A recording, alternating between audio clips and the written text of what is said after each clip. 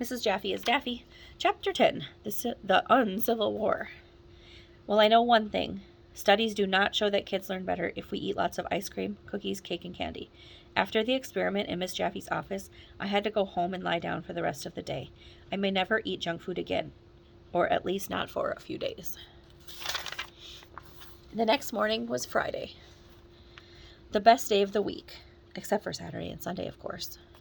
I was a little late getting to school. By the time I arrived, everybody was on the playground. I ran over there and found the kids in my class. "What's going on?" I asked Ryan. "Beats me," he replied.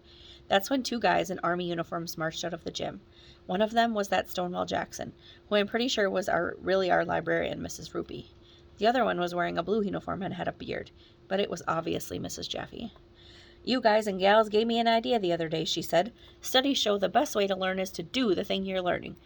So I thought the best way to learn about the Civil War would be to reenact it right here at elementary school." "What? We're going to have a war on the playground?" one of the fourth graders asked. "You betcha," Miss Jaffee said. "I will be General Grant of the Union Army, and you know General Stonewall Jackson of the Confederate Army. Any questions?" "Are we going to use real guns?" Andrea asked. "Guns are dangerous." "Of course not," said Miss Jaffee. "We will act out war with the water guns." The teachers came out of the gym and passed out super soakers to everyone. It was cool. Miss Jaffee told everyone in 2nd and 3rd grade to go to one end of the playground, and everybody in 1st and 4th grade to go to the other end. Kindergarten kids were given drums to play on the side because they were too little to handle super soakers. Stonewall Jackson led us to our end of the playground. We all gathered around him, I mean her. "Kids," she said, "we the people have nothing to fear but fear itself. 77 years ago, the torch was passed to a new generation, and now it's morning in America." I didn't know what she was talking about. "Charge!" Mrs. Jaffee suddenly yelled from across the playground.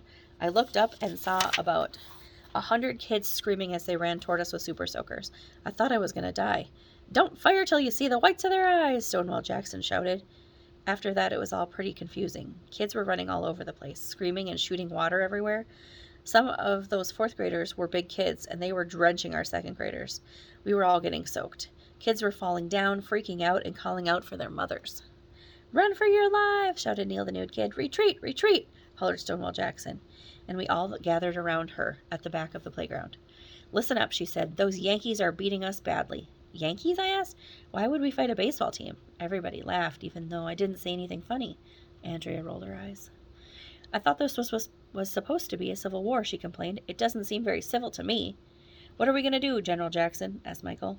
"There's only one thing we can do," Stonewall Jackson said. "We need to capture Mrs. Jaffee. General Grant." "What?" "It's our only hope," Stonewall said. "I need 2 volunteers." Andrea waved her hand in the air, of course, so she got picked. I looked at my shoes so Stonewall wouldn't call on me. "Andrea," Stonewall said, "I need you and AJ to go on a very dangerous mission." "Why me?" I protested. "Ooh," Ryan said, "AJ and Andrea are going on a dangerous mission together. They must be in love." "When are you going to get married?" asked Michael. "Shh," Stonewall Jackson said. "I need you 2 to sneak through the woods in the back of the playground. Come up behind enemy lines and capture Mrs. Jaffee." "How are we going to do that?" I asked. "With this," Stonewall said, pulling out a big cloth sack. "Yes, sir," Andrea said, taking the sack and saluting. "Good luck," said Stonewall Jackson. "We're counting on you 2. Don't let us down." Me and Andrea sneaked off to the woods. It was a long walk to the other side of the playground. "I'm scared, Arlo," Andrea said. "Hold my hand." "Soldiers don't hold hands," I told her. "We could get ambushed by the enemy." "Out here," Andrea said. "Hold my hand, Arlo." "No! Please, Arlo?"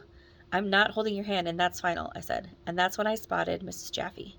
She was all by herself, leaning against a tree and taking a drink from her water bottle. "Look," I whispered to Andrea. "There she is." "Shh." We sneaked up behind the tree. We were just a few feet away from Mrs. Jaffee. I could hear her breathing. Andrea lifted the sack in the air and pulled it down over Miss Jaffee's head. "What the—" But Miss Jaffee didn't have the chance to finish her sentence. She was in the sack.